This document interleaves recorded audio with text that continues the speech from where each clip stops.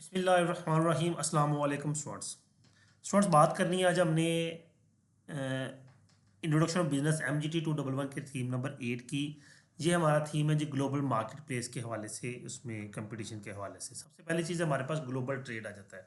Global trade basically क्या है? Global trade refer to the exchange of goods and services between countries, यानी कि multiple countries, दूसरी countries के साथ जब आप गुड्स को एक्सचेंज करते हैं या वहाँ उनको एक्सपोर्ट करते हैं या वहाँ से इंपोर्ट करते हैं, तो इसको हम ग्लोबल ट्रेड या इंटरनेशनल ट्रेड कहते हैं। Global trade is when countries import and export goods and services across international borders. ठीक है जी, ये बात हो गई हमारी। क्या कुछ इसमें आता है? इंपोर्ट है, आप गुड्स बाहर से अपने मुल्क में मंगवाते हैं। एक्सपोर्ट्स है, यहाँ से चीज़ें बाहर भेजते हैं। ट्रेड बैलेंस है, इंपोर्ट एक्सपोर्ट्स का जो बैलेंस आता है। अगर एक्सपोर्ट्स ज़्यादा हो तो बैलेंस जो है वो फेवरेबल होता है, इंपोर्ट ज़्यादा हो तो बैलेंस अनफेवरेबल होता है। फ्री ट्रेड क्या है कि जब टैरिफ और बैरियर्स ना हो तो फ्री ट्रेड क्या आती है, जैसे सोवियत यूनियन के ममालिक में आपस में होती है, या European union. European union best example है, क्योंकि उन तमाम कंट्रीज़ में ना वीज़ा की झंझट है, ना कोई टैरिफ है, ना कोई बैरियर्स है। टैरिफ क्या है कि जब गुड्स इंपोर्ट या एक्सपोर्ट करते हैं तो उन पर जो टैक्स लगता है उसको टैरिफ कहते हैं। कोटा क्या होता है कि जब एक लिमिट मुकर्रर की जाती है कि इतनी गुड्स इंपोर्ट की जा सकती हैं, तो वो जो लिमिट होती है, that limit is called quota. जी, ग्लोबल ट्रेड फायदा क्यों है? इकोनॉमिक ग्रोथ के लिए। More trade, more jobs, more income, more investment और इजी एक्सेस लोगों के लिए सहूलतें। Access to market, local businesses can sell to millions globally. वो बड़े पैमाने पे ग्लोबली चीज़ें सेल कर सकते हैं और पैसा कमा सकते हैं। स्पेशलाइजेशन, कंट्रीज जो कि जिस चीज़ में बेहतर है वो उस चीज़ को फोकस करते हैं और उसमें स्पेशलाइज होने की कोशिश करते हैं। More consumer choices, consumer access foreign products. Consumers जो है उनके एक्सेस फॉरेन प्रोडक्ट्स तक होती है तो उनकी चॉइसेस भी इंक्रीज हो जाती हैं, चॉइस उनके पास ज़्यादा हो जाती है। कॉस्ट रिड्यूस होती है, products can be cheaper due to global competition. Global competition की वजह से चीज़ें सस्ती हो जाती हैं। फिर अब जब वहाँ पे FDI फॉरेन डायरेक्ट इन्वेस्टमेंट कर लेते हैं किसी दूसरी कंट्री में, वहीं प्रोड्यूस करके वहीं सेल कर रहे हैं। जिस तरह हमारे मुल्क में जो पाकिस्तान मेड गाड़ियाँ हैं, कंपनीज तो जापानीज़ हैं लेकिन वो यहीं पे बना के यहीं पे सेल कर रहे हैं। Major players in global trade में China, USA, Germany, Japan, Pakistan. Pakistan जो है एक्सपोर्ट करता है टेक्सटाइल, राइस, लेदर और सर्जिकल गुड्स। बाकी खुद पढ़ लीजिएगा जी। ट्रेड एग्रीमेंट्स कौन कौन से हैं जी? बायलेटरल एग्रीमेंट होता है दो कंट्रीज के दरमियान, जैसे पाकिस्तान और चाइना के दरमियान कोई एग्रीमेंट होता है। मल्टीलेटरल एग्रीमेंट जिसमें दो या दो से ज़्यादा कंट्रीज होती हैं among many Nations. For example WHO का कोई एग्रीमेंट है, सार्क है, एशियन है। रीजनल एग्रीमेंट्स होते हैं। रीजनल एग्रीमेंट एक रीजन क्रिएट कर दिया जाता है, जैसे यूरोपियन यूनियन है, इन्होंने जितनी भी 40+ कंट्रीज हैं यूरोपियन यूनियन के अंदर, वो सारी एक रीजन बना दी हैं। Preferential trade, lower tariff for specific countries. कुछ कंट्रीज के लिए टैरिफ को रिड्यूस कर देना। प्रेफरेंशियल यानी कि इंपॉर्टेंस देना, प्रेफरेंस देना कि जी इनके साथ ट्रेड की जाए, टैरिफ रिड्यूस किया जाए इसके, ताकि ये कंट्रीज डेवलप हों। चैलेंजेस क्या आते हैं जी? Political tension can lead to sanctions और ट्रेड बैन्स। अक्सर का ट्रेड बैन हो जाती है, जिस तरह अफगानिस्तान की हमारी ट्रेड बैन हुई है, हमारी और इंडिया की ट्रेड बैन है आपस में। ट्रेड डेफिसिट, मोर इंपोर्ट्स देन एक्सपोर्ट्स। इंपोर्ट जो है वो ज़्यादा हो जाती हैं, एक्सपोर्ट कम हो जाएगी, ट्रेड डेफिसिट हो जाएगा। Logistics issue, shipping delays, port कंजेक्शंस। ये वो चैलेंजेस हैं जो कि इंटरनेशनल ट्रेड में हमें फेस करने पड़ते हैं। करेंसी एक्सचेंज रेट जो फ्लक्चुएशंस आती हैं वो प्रॉब्लम है। Environmental impact, carbon emission from transport, ये भी एक बहुत बड़ा चैलेंज है। आगे ग्लोबल ट्रेड ऑर्गेनाइजेशंस कौन कौन सी है? WTO world trade organisation, overseas trade rule between nations. मुख्तलिफ नेशंस के दरमियान जो ट्रेड के रूल्स बनाते हैं वो WTO है। IMF है, international monetary fund. World bank, fund development projects in poor countries. जी, फंड डेवलपमेंट प्रोजेक्ट्स जो है पुअर कंट्रीज के दरमियान वो वर्ल्ड बैंक मेंटेन करता है। UNCTAD, पता नहीं इसको क्या पढ़ेंगे। Promotes trade for sustainable development, development को सस्टेन रखने के लिए, डेवलपमेंट को मेंटेन रखने के लिए, यानी कि नॉर्मली डेवलप कंट्रीज के दरमियान ही ट्रेड होती है इस इदारे के तहत। पाकिस्तान की मेजर ट्रेड में टेक्सटाइल है, राइस है, लेदर, स्पोर्ट्स गुड्स और सर्जिकल टूल्स। ये मेजर पाकिस्तान की टैक्स है। इंपोर्ट्स मेजर जो है वो ऑयल है, मशीनरी, व्हीकल्स, केमिकल्स, इलेक्ट्रॉनिक्स। इनमें से कोई भी चीज़ हम बनाते ही नहीं है। अच्छा जी, ट्रेड पार्टनर्स में चाइना है, UAE है, USA है, UK है, अफगानिस्तान आजकल नहीं है। ठीक है, लेकिन खैर ट्रेड पार्टनर है ये हमारा। फिर हमारे पास थ्योरीज ऑफ इंटरनेशनल ट्रेड में आ जाता है मर्केंटाइलिज्म, एब्सोल्यूट एडवांटेज, कंपेटिटिव एडवांटेज और हैचर्स ऑसलिंग थ्योरी है। अच्छा जी, मर्केंटाइलिज्म क्या कहता है? एक्सपोर्ट्स मोर, इंपोर्ट लेस, मर्केंटाइलिज्म थ्योरी कहती है कि जितने आप ज़्यादा एक्सपोर्ट करें इंपोर्ट्स कम करें ताकि आपकी वेल्थ बेहतर हो। एब्सोल्यूट एडवांटेज क्या है? Trade what you produce most efficiently, trade सिर्फ वो उसको एक्सपोर्ट करो जो आप एक अच्छा प्रोड्यूस कर सको। कंपैरेटिव एडवांटेज क्या है? Trade what you produce at lowest opportunity cost, जो चीज़ आप सस्ती बना सको वो कंपैरेटिव एडवांटेज, यानी कि कंपेयर भी की जाए तो आप बेहतर हो। जी हैचर्स ऑहलिन क्या है? Trade based on resource abundance, वो उस चीज़ की ट्रेड करें जो आपके पास अजाफी है, ठीक है, उसको ट्रेड करें आप। तो ये तो बात पाकिस्तान के लिए बहुत काबिल गौर है, क्योंकि पाकिस्तान चीनी बाहर एक्सपोर्ट कर देता है, फिर यहाँ पे कम हो जाती है, फिर इम्पोर्ट करना शुरू कर देता है। गंदम एक्सपोर्ट करता है, फिर यहाँ पे कम हो जाती है, फिर इम्पोर्ट करना शुरू कर देता है। उसके बाद प्रोडक्ट लाइफ साइकिल थी है, production moves as products mature, production move होती है जब प्रोडक्ट्स मच्योर हो जाए तो प्रोडक्शन दूसरी कंट्री में मूव की जाती है। New trade three, economics of scale and first mover advantage matter. New trade three क्या है कि आपको नई प्रोडक्ट लेकर आते हैं, तो उसमें आप उस प्रोडक्ट को अगर बड़े बने बनाते हैं तो इकोनॉमीज ऑफ स्केल, क्योंकि आप इंटरनेशनल ट्रेड कर रहे हैं, और दूसरा आप फर्स्ट मूवर एडवांटेज में भी पार्टिसिपेट कर लेते हैं। उसके बाद पोर्टस कंपैरेटिव एडवांटेज है, इंडस्ट्री इन्वायरमेंट है, इनोवेशन मैटर्स, तो खैर चलिए जी यहीं तक था, आगे चलते हैं जी। मर्केंटाइलिज्म, लो जी पहली थ्योरी हमारी, गोल क्या है? Maximise exports, minimise imports to accumulate wealth. Exports को मैक्सिमाइज करना, इंपोर्ट्स को मिनिमाइज करना, ताकि जो वेल्थ है वो क्यूमुलेट हो, इकट्ठी हो।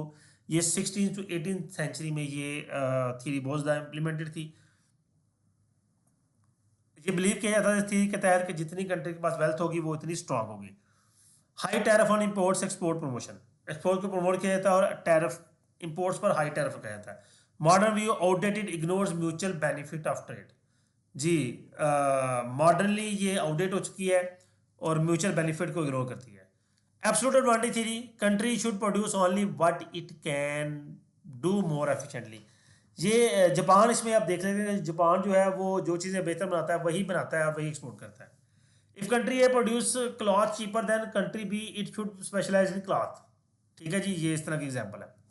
नेक्स्ट आते हैं comparative advantage theory, even if the country is less efficient in everything, it should specialize in what it should relatively better। कोई कंट्री है वो हर चीज में लेस एफिशिएंट है, तो फिर भी वो उस चीज में स्पेशलाइज्ड हो जो कि उन सब में बेहतर है। Pakistan is better at rice than electronics, focus on rice. Japan is better in electronics than rice, focus on electronics. आगे चलेंगे जी। हैचर और theory, country export goods that use their abundant resources, import goods that use scarce resources. Pakistan के पास labour बहुत ज़्यादा है, तो Pakistan labour intensive goods export करता है, ठीक है। जर्मनी के पास लेबर कम है, पैसा ज़्यादा है, तो वो कैपिटल इंटेंसिव गुड्स जो है मशीनरी वगैरह ये बनाता है। Product life cycle theory, new product develop country innovation phase, जी maturing, more countries adopt some product move, जी डेवलप कंट्री बेसिकली वो कंट्री जिसने इसको बनाया है, न्यू प्रोडक्ट जिसने बनाई है, ये डेवलप कंट्री वो है। मच्योरिंग में होता है कि जब मल्टीपल कंट्रीज इसको अडॉप्ट कर रही हैं और वो अब्रॉड मूव हो रही है। Standardise, mass production shift to low cost developing nations. Standardise ये होगा कि हमने जो लो कॉस्ट डेवलपिंग नेशंस है वहां पे इसकी प्रोडक्शन स्टार्ट कर दी है, मैस प्रोडक्शन। नेक्स्ट है the new trade theory, NTT, 1970 to 80s। Trade also happens because economies of scale and network effects, not just resource differences. जी ट्रेड जो है वो हैपन होती है इकोनॉमीज ऑफ स्केल, आप बल्क प्रोडक्शन करते हैं, आपके नेटवर्क अच्छे हैं। Large firms dominate global market, जो लार्जर फर्म्स होती हैं वो ग्लोबल मार्केट पे डोमिनेट करती हैं। इवन फर्स्ट मूवर एडवांटेज या जिनको गवर्नमेंट सपोर्ट होती है वो भी मार्केट पर होल्ड करते हैं, जैसे China. G portal national comparative advantage थी, a country success depends on how industries are structured, not just resources। जी किसी भी मुल्क की सक्सेस में इंडस्ट्री के स्ट्रक्चर का बहुत बड़ा रोल है, कि उसका इंफ्रास्ट्रक्चर कैसा है, उसके लोकल कंज्यूमर कितने सोफिस्टिकेटेड है, सप्लाई चेन कितनी स्ट्रॉन्ग है। एग्जाम्पल है Japan auto industry grow due to skill labour demanding local customer, strong competition. Japan की जो ऑटो इंडस्ट्री है वो सबसे स्ट्रॉन्ग है ओवरऑल द वर्ल्ड। जी gravity model of trade, modern economic model है जी। Trade between two countries is proportional to their economic size and inversely proportional to distance. जी जितना इकोनॉमिक साइज स्ट्रांग होगा, जितना डिस्टेंस उनके दरमियान कम होगा, उतनी ट्रेड उनकी मजबूत होगी। अब देखें ना कि हम यहाँ से अमेरिका के साथ ट्रेड तो इतनी आसानी से नहीं कर सकते जितनी आसानी से हम चाइना के साथ कर सकते हैं। नेक्स्ट आ जाएगा जी हमारे पास, countries trade with each other to get goods services resources that they do produce efficiently abundantly. ये नेशंस क्यों करते हैं? जाहिर सी बात है, जो उनके पास नहीं है वो उसको हासिल करते हैं, जो वो एफिशिएंटली प्रोड्यूस कर सकते हैं वो उसको प्रोड्यूस करते हैं। आगे हमारे पास रीजंस के नेशंस क्यों ट्रेड करते हैं। एक तो कंपैरेटिव एडवांटेज है, क्योंकि वो जो चीज़ें वो अच्छी बना सकते हैं वो वही बनाते हैं और दूसरी इंपोर्ट कर लेते हैं। No country has all natural sources to need, example Japan lacks oil so it import it from Saudi Arabia. क्या है कि हर चीज़ आपके पास नहीं है तो फिर आपको इम्पोर्ट एक्सपोर्ट करनी पड़ती है। तीसरे टर्म आती है जी lower production cost. Some countries produce goods more cheaply due to cheaper labour material and technology. China की एक्सपोर्ट्स इसलिए ज़्यादा हैं, खासकर इलेक्ट्रॉनिक्स की, क्योंकि वो चीज़ें सस्ती बना लेता है। Wider variety of goods and services, trade gives consumers more choices, better quality and competitive prices. जब चीज़ें ज़्यादा होंगी, चॉइस ज़्यादा होगी तो फिर कंपेटिटिव एडवांटेज भी आएगा और चीज़ सस्ती भी मिलेगी। Peoples in Pakistan can enjoy imported chocolate, smartphones and cars, क्योंकि ये पाकिस्तान के पास नहीं है। नेक्स्ट आ जाएगा economic growth and job creation. Trade opens up new markets for businesses and lead to more employment and income. Trade open new markets, trade जो है वो नई मार्केट्स ओपन करती है, और जो नई मार्केट्स में हम जैसे जैसे एंटर होते हैं वैसे वैसे हम उसको बेहतर करते चले जाते हैं, बेहतर की तरफ जाना शुरू हो जाते हैं। Technology and knowledge transfer, countries can import advanced machinery skill and expertise to boost their industries. Countries जो है जिनके पास एडवांस टेक्नोलॉजी या मशीनरी नहीं है वो इंपोर्ट करते हैं, पाकिस्तान इन टेक्नोलॉजी को इंपोर्ट करता है ताकि अपने आप को बेहतर कर सके। Political and economic cooperation, trade build strong international relationship producing the risk of conflict. Trade जो है, इंटरनेशनल ट्रेड जो है वो स्ट्रॉन्ग रिलेशनशिप बिल्डअप करता है जो कि पोलिटिकली इकोनॉमिकली बहुत बेहतर होते हैं, कॉर्पोरेशन डेवलप होता है। Economies of scale, producing of global markets low country to mass production, और जब मैस प्रोडक्शन होगी तो चीजें सस्ती बनेगी। नेक्स्ट है barrier to global trade. Barriers क्या है? Barrier to global trade are obstacles that make it harder to और मोर एक्सपेंसिव फॉर कंट्रीज। जैसे ये पाकिस्तान में कोई गाड़ी आती है तो वो उस पर टैरिफ इतना ज़्यादा लगा दिया जाता है, ड्यूटी, कस्टम ड्यूटी इतनी ज़्यादा लग जाती है कि वो गाड़ी जो 10 लाख की बाहर से आ रही है यहाँ पे 40 लाख की सेल हो रही होती है। ठीक है, ये एक बैरियर है। ट्रेड बैरियर्स कौन कौन से हैं? टैरिफ है, कोटा है, ये दो हैं, आगे भी हैं, पहले दो पढ़ते हैं। टैरिफ क्या है? Tax on imported goods. Effect reduce imports, protect domestic industries. Example है 25% tariff on import cost to encourage buying local ones. क्या 25% नहीं, इससे ज़्यादा है कि टैरिफ इंपोर्ट के इम्पोज किया जाता है ताकि जो बाहर से आने वाली गाड़ियाँ चीज़ें हैं उनकी निस्बत जो मुल्क में बनने वाली हैं उनको प्रेफर किया जा सके। Quota, a limit on the quantity of products that can be imported और एक्सपोर्टेड। जी, गुड्स एक्सपोर्ट करना या इंपोर्ट करना कोटा मुकर्रर किया जाता है। एक्सपोर्ट पर भी कोटा होता है, सिर्फ इंपोर्ट पर नहीं होता, क्योंकि अगर अपने मुल्क में चीज़ वो अबंडेंट नहीं है और आप उसको एक्सपोर्ट कर दें तो फायदा। जी, subsidies, government support to local businesses to reduce their cost and make them more competitive. Efficient effect makes local producers cheaper than imported goods. जी, सब्सिडी, जो लोकल प्रोड्यूसर्स हैं उनको सब्सिडी दी जाती है, वो चीज़ें सस्ती बनाएं, और फिर जाहिर सी बात है जो चीज़ें सस्ती बनेंगी तो वो सस्ती एक्सपोर्ट भी हो सकती हैं। Import licensing require companies to get government permission before import of certain goods. कुछ, वैसे तो इंपोर्ट लाइसेंस सबके लिए है, लेकिन कुछ गुड्स ऐसी हैं जिनके लिए स्पेशलाइज लाइसेंस जरूरत होती है और बगैर लाइसेंस वो चीज़ें आप इंपोर्ट नहीं कर सकते, गवर्नमेंट की परमिशन ज़रूरी होती है। एग्जाम्पल में है Pakistan require licence to import certain medicine और केमिकल। देखिए ना। फिर आगे technical and safety standards, imposing strict regulations on quality, product quality, safety, labelling and packaging. ये जी इम्पोज किया जाता है स्ट्रिक्ट रेगुलेशंस प्रोडक्ट की क्वालिटी पर, सेफ्टी पर, उसकी लेबलिंग पर, पैकेजिंग पर, ताकि उसके बाकी जो स्टैंडर्ड्स हैं उनको मीट किया जा सके। Effect can block foreign products that don't meet standards. जी, उन चीज़ों को ब्लॉक किया जाता है जो कि स्टैंडर्ड्स मीट नहीं कर पा रही। A country ban food imports that contain specific chemicals. Countries जो है फूड इंपोर्ट पर बैन लगाती हैं जिसमें कोई खास केमिकल्स मौजूद हों। फिर छठी चीज़ एक्सचेंज रेट आता है। Government limit access to foreign currency making it hard to pay for imports.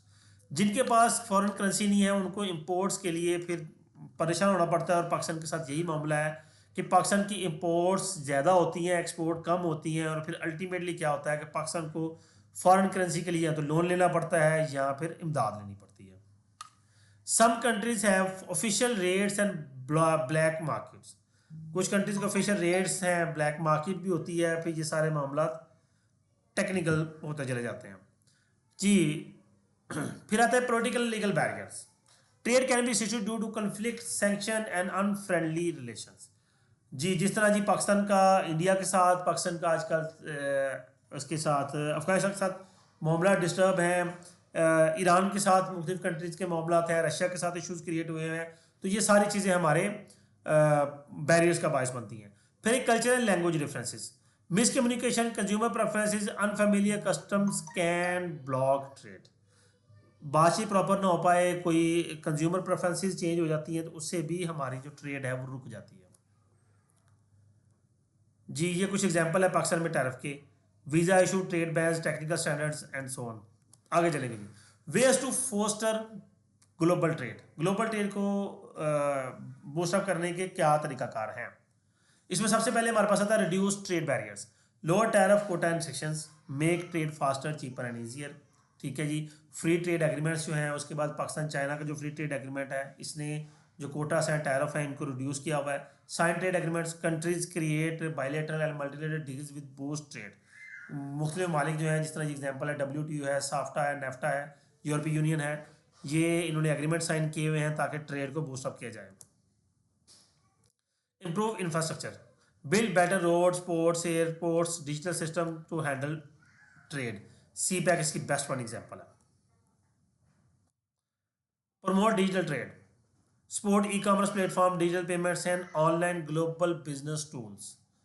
Platforms like Alibaba, दराज, अमेजन, ग्लोबल, ये सारे वो प्लेटफॉर्म्स हैं जिनके जो ई कॉमर्स को डील कर रहे हैं और बड़े स्ट्रांगली डील कर रहे हैं। अमेजन तो बहुत बड़ा सेटअप है, अमेजन ग्लोबल जो है। अलीबाबा खुद एक सच बहुत बड़ा सेटअप है। दराज भी काफ़ी डेवलप हो रहा है पाकिस्तान के अंदर, काफ़ी हो भी चुका है। फिर support local exporters, offer training, tax benefits, export financing and trade fairs to help businesses enter global markets. अगर पाकिस्तान अपने एक्सपोर्टर्स को सब्सिडी दे तो बहुत कुछ बदल सकता है। Currency stability, keep exchange rate stable and predictable to encourage international transaction. ये बड़ा मामला है पाकिस्तान के साथ कि जो एक्सचेंज रेट स्टेबल नहीं है, तो उसकी वजह से भी बहुत से मसाइल होते हैं। Strengthen institutions, empower trade related institutions like customs, port authorities, इनको भी स्ट्रेंथन किया जा सके ताकि जो इश्यूज क्रिएट होते हैं वो कम से कम हो। नेक्स्ट है जी international economic communities. International economic communities कौन कौन सी हैं जी?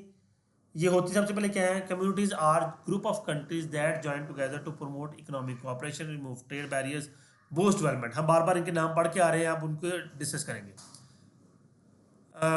इसमें हमारे पास है, इनका पर्पस क्या है? फ्री ट्रेड को प्रमोट करना, इकोनॉमिक कोऑपरेशन को स्ट्रेंथन करना, इंक्रीज ट्रेड वॉल्यूम को इंक्रीज करना, build infrastructure and integration, infrastructure buildup करना, आपस में इंटीग्रेट करना, और इकोनॉमिक ग्रोथ को बूस्टअप करना।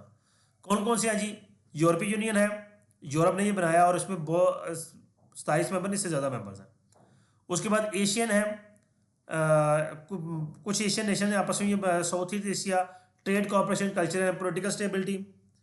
उसके बाद नेफ्टा है, north America, free trade between USA, Canada, Mexico, ये 3 कंट्रीज ने आपस में ये बनाया है। ठीक है। उसके बाद इसलिए इसको US MCA कहते हैं। उसके बाद सार्क है, साउथ एशिया का ही, ये भी regional cooperation include Pakistan, India, Bangladesh etcetera. ये एक एग्रीमेंट है, लेकिन खैर ये आजकल वर्क नहीं कर रहा। उसके बाद अफ्रीका यूनियन है, AU, promote trade political unity among African Nations. GCC है, गल्फ कोऑपरेशन काउंसिल, ये गल्फ की जो कंट्रीज़ हैं उनका आपस में एक मुआहदा है, और इस मुआहदे के तहत वो काफ़ी ऑयल वगैरह और काफ़ी मामला आपस में एक्सचेंज करते हैं। कुछ 2 और नाम है, जरूरत नहीं है उनकी। Pakistan and economic communities, Pakistan किसका मेंबर है? सार्क का मेंबर है, इको इकोनॉमिक कोऑपरेशन ऑर्गेनाइजेशन का मेंबर है, with Iran, Turkey and central Asia. In countries के साथ दरमियान ये है, इको एक इदारा है फिर ओबोर है, China belt and road initiative, जिसके एग्जांपल है सी पैक। मकसद क्या है? एक्सपोर्ट्स को इंक्रीज करना, कनेक्टिविटी, रोड्स, रेलवे, पोर्ट्स के through connectivity, gain access to global market और ग्लोबल मार्केट की एक्सेस हासिल करना। नेक्स्ट है whole business participate globally through exporting, importing, licensing या फ्रेंचाइजिंग। एक्सपोर्ट चीज़ें बाहर बेचना, इंपोर्ट चीज़ें बाहर से खरीदना, और लाइसेंसिंग फ्रेंचाइजिंग क्या होता है? Allow foreign businesses to use your brand और प्रोडक्ट। आप दूसरे बिजनेसेस को अपनी ब्रांड या प्रोडक्ट या अपना नाम यूज करने की परमिशन देते हैं, या उनका नाम परमिशन यूज करने की परमिशन उनसे लेते हैं। उसके अलावा जॉइंट वेंचर आता है कि partnering with foreign firms to operate internationally. दूसरी फर्म के साथ पार्टनरशिप करते हैं आप इंटरनेशनल ऑपरेट करने के लिए। फॉरेन डायरेक्ट इन्वेस्टमेंट है कि set up factories, office, businesses in another country. दूसरे कंट्री में जाके ऑफिस या बिजनेस या फैक्ट्री प्रॉपर सेटअप की जाती है। उसके बाद ई कॉमर्स है selling through international platforms like Amazon, Alibaba, Daraz and so on. उसके बाद ये आ गया Pakistani global market. Pakistan export करता है textile, rice, leather, surgical tools और स्पोर्ट गुड्स। आज भी यही एक्सपोर्ट हो रही हैं। इंपोर्ट में ऑयल है, मशीनरी है, इलेक्ट्रॉनिक्स है, केमिकल्स है। ट्रेड पार्टनर्स कौन से? China, USA, UK, Afghanistan. ये खैर हम सारी बातें पढ़ के आ गए हैं, आगे चलेंगे जी। अपॉर्चुनिटीज ग्लोबल मार्केट में, access to larger markets, economies of scale. अच्छा जी, ये 4 पॉइंट्स भी देख लीजिएगा। डाइवर्सिफिकेशन है, हाँ डाइवर्सिफिकेशन क्या होता है? Reduce reliance on one market product, spreading business risk. आप जब मल्टीपल मार्केट्स में हैं तो आप अपनी इनकम को डाइवर्सिफाई कर लेते हैं, तो आपको फ़ायदा हो जाता है। उसके बाद foreign investment attracting capital and expertise for global investors. Foreign investment attracting capital and expertise for global investors. ये जी फॉरेन इन्वेस्टर जिसे एफडीए भी कहते हैं, कैपिटल या एक्सपर्टीज हम ग्लोबल इन्वेस्टर्स से हासिल करते हैं। स्ट्रेटेजिक अलायंस होता है partnership with international firms, open doors to new markets and technologies. हम नई फॉरेन फर्म्स के साथ पार्टनरशिप करते हैं ताकि नई मार्केट्स के दरवाजे खुल सकें। नेक्स्ट चलेंगे threat of global market. Intense competition, competition बहुत ज़्यादा होता है। लोकल कंपनीज में struggle to compete with international brands. International brand के साथ कम्पीट करना थोड़ा सा मुश्किल हो जाता है। Political stability, war, sanctions, unstable government can disturb trade. ये तो बात सीधी सी है कि जब जंग होगी या कोई वैसे गवर्नमेंट अनस्टेबल है तो ट्रेड हमारी, जैसे पाकिस्तान की ट्रेड डिस्टर्ब रहती है। Trade barriers, tariff, quota, regulations. ये जो टैरिफ है, कोटाज वगैरह हैं, ये ट्रेड बैरियर्स का काम करते हैं। और करेंसी रेट फ्लक्चुएशंस जो है, ये सब हमारा तो बहुत बड़ा प्रॉब्लम है। Cultural differences, misunderstanding consumer behaviour can lead to market और प्रोडक्ट फेलियर। आप जब कस्टमर के बिहेवियर को प्रॉपरली अंडरस्टैंडिंग कर पाते हैं कंज्यूमर के, तो फिर आप उसको उसकी मर्जी के प्रोडक्ट भी नहीं दे पाएंगे। Intellectual property risk, risk of imitation और theft of business ideas, design and brands. ये बड़ा प्रॉब्लम होती है। आपके आइडियाज, आपके डिजाइन, आपका ब्रांड चोरी होने का खतरा होता है। कुछ इकोनॉमिक क्राइसिस जैसे कोविड-19 आया, इसने भी इंटरनेशनल ट्रेड को बहुत ज़्यादा इफेक्ट किया, क्योंकि जब बॉर्डर्स बंद हो गए तो बहुत प्रॉब्लम्स हुई। Cyber security threats, international digital trade increase the risk of hacking and data loss. जी, international trade, digital trade increase the risk of hacking and data loss. Cyber security के जब साइबर अटैक्स होते हैं तो फिर hacking का खतरा, data loss होने का खतरा, ये प्रॉब्लम्स रहते हैं। Next is the impact of multinational corporations. Multinational corporation का इम्पैक्ट क्या होता है? सबसे पहले तो ये होती क्या है? Multinational corporation is the company that operates in more than one country. वो कंपनी जो कि एक से ज़्यादा कंट्रीज में इंपोर्ट करती है, उसे मल्टीनेशनल कॉर्पोरेशन कहते हैं। Managing production, sales, services across international borders. वो जिस तरह आप इसकी मिसाल नेस्ले ले लें, रेकन बेनकीजियर है, ठीक है, और बहुत से यानी कि ये लिखा हुआ है एप्पल है, नेस्ले है, यूनिलीवर है, टोयोटा है, कोका कोला है, सैमसंग है, ये सारे मल्टीनेशनल कॉर्पोरेशन हैं, ठीक है। अच्छा, अब यहाँ पे ये बात ध्यान में रखिएगा कि जो कंट्री जहाँ पे ऑपरेट कर रही है वो होस्ट कंट्री होती है, और जहाँ से वो कंपनी शुरू हुई है वो उसकी होम कंट्री होती है। लिखा हुआ है host country where they operate, home country where they originate. Positive impact on MNCs, ये एम्प्लॉयमेंट जनरेट करते हैं, टेक्नोलॉजी ट्रांसफर करते हैं, स्किल डेवलपमेंट, स्किल्स डेवलप होती हैं। अब देखिए पाकिस्तान में अगर कोई प्लांट, कोई मशीन लगती है और उसकी स्किल जहाँ पे नहीं है, जिस तरह सी पैक में चाइना के इंजीनियर्स आए तो उन्होंने यहाँ के लोगों को भी ट्रेन किया, और फिर अल्टीमेटली एमएनसीज की वजह से इकोनॉमिक ग्रोथ में भी काफ़ी हेल्प मिलती है। ग्लोबल मार्केट एक्सेस होती है, better quality, variety, consumers benefit from high quality global products and choices. Infrastructure improvement, MNC often invest in roads, ports और एनर्जी इन डेवलपिंग रीजन्स। जी, एमएनसी जो है वो जाहिर सी बात है अपने मकसद के लिए रोड्स भी बनाते हैं, पोर्ट्स भी बनाते हैं। जैसे चाइना जो है वह सी पैक बना रहा है, तो वो अपने मकसद के लिए बना रहा है, तो इंफ्रास्ट्रक्चर इंप्रूव होता है। नेक्स्ट है जी हमारे पास negative impact on MNCs. MNC का नेगेटिव इम्पैक्ट क्या है? Exploitation of labour, may pay low wages और ignore labour rights in poor countries. वो लेबर राइट्स को पुअर कंट्रीज जो है, जो गरीब मालिक हैं, वहाँ पे लेबर राइट्स को इग्नोर कर जाते हैं या उन्हें कम पे करते हैं। एनवायरमेंटल हार्म, सम एमएनसीज कॉज पोल्यूशन और over use of natural resources. इसकी एग्जांपल है कि इंडिया के अंदर अब मुझे नाम नहीं याद उस कंपनी का, अमेरिका की कंपनी थी जिसने केमिकल्स बनाने शुरू किए, और एक बहुत बड़ा वहाँ पे डिज़ास्टर हुआ कि वहाँ पे जो 2 टैंक थे जिनमें वो केमिकल रखा गया था, और उसकी कैपेसिटी तकरीबन फ्यू क्यूबिक टन थी, यानी 2 ढाई 3 टन उसमें रखना था, और उन्होंने 40-45 टन उसमें वो केमिकल रखा हुआ था। तो उसमें लीकेज स्टार्ट होगी, वो बेसिकली वो गैस थी, लीकेज स्टार्ट होगी, और उस लीकेज ने फिर उस पूरे सिटी को ही सुला दिया, नींद की सोई सिटी नींद में ही सो गई परमानेंटली। तो ये एक एनवायरमेंटल हार्म है। Profit repatriation, profits are often set back to home country, not reinvested locally. Profit यहाँ से होम कंट्री में चला जाता है, तो ये पैसा यहाँ का बाहर चला जाता है, वो यहाँ से कमा के पैसा बाहर ले जाते हैं। Cultural erosion, spread of western values and lifestyle में वीकन लोकल ट्रेडिशंस। जब दूसरे कंट्रीज के कल्चर यहाँ आएंगे तो यहाँ का जो कल्चर है, जो ट्रेडिशन है, वो वीक होना शुरू हो जाते हैं। Tax avoidance, use loopholes और tax havens to reduce local tax payments.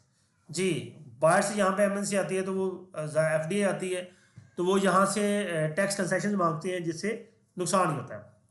Political influence, MNC can pressure government to pass business friendly not people friendly laws. अब वो बड़े लेवल कंपनीज होती हैं, तो वो गवर्नमेंट पर भी प्रेशराइज करती हैं अपनी मर्जी के लॉस बनवाने के लिए। पाकिस्तान में नेस्ले है, Unilever, PepsiCo, Suzuki Motors, proctor Gamble, ये कुछ कंट्रीज हैं। नेक्स्ट हमारे पास आ जाता है जी ट्रेंड्स इन ग्लोबल कंपटीशन।